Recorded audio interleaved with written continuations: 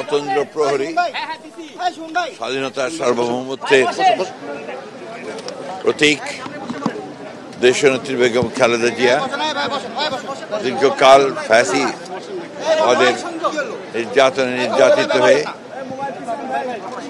কারাবন্দী থাকার পরে দেশ ফ্যাসিবাদ মুক্ত হওয়ার পরে বিদেশে যুক্তরাজ্যে যখন চিকিৎসার জন্য গিয়েছিলেন, সেখানে প্রায় 4 মাস চিকিৎসা শেষে তিনি আজকে দেশে ফিরে আসছেন।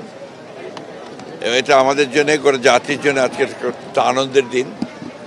এবং আমরা আজকে গণতন্ত্রের উত্তরণের যে সময়টুকু, এই সময়ে তার উপস্থিতি আমাদের দেশের জন্য, জনগণের জন্য একটা অত্যন্ত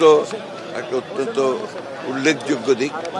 আমরা মনে করি যে বেগম খালেদা জিয়ার এই উপস্থিতি, তার দেশে ফিরে আসা, এটা আমাদের গণতন্ত্রের উত্তরণের পথকে আরও সহজ করবে, দেশকে একটা সঠিক বৈষম্যহীন একটা পরিস্থিতির দিকে নিয়ে যেতে সহযোগিতা করবে। দেশনেত্রী বেগম খালেদা জিয়া যেন অত্যন্ত সেফলি এখানে দেশে এসে পৌঁছাতে পারেন, আমরা সেই জন্য দোয়া করছি। এবং দেশবাসীর কাছে এই দোয়া চাইছি যে দেশবাসী তার সুস্বাস্থ্যের জন্য দোয়া করেন এবং দেশবাসী যেন গণতন্ত্রে ফিরে যেতে পারে তার জন্য একটা